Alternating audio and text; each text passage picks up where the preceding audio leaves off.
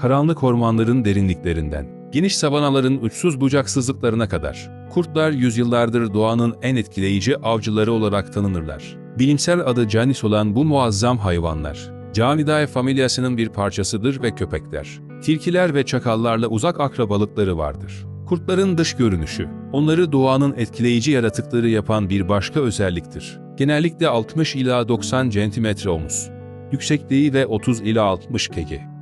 Ağırlık aralığında olan kurtlar, kalın ve tüylü bir kürke sahiptir. Bu kürk, renk skalasında gri, kahverengi, beyaz ve siyah gibi tonları içerir. Böylece çeşitli habitatlarda gizlenmelerine yardımcı olur.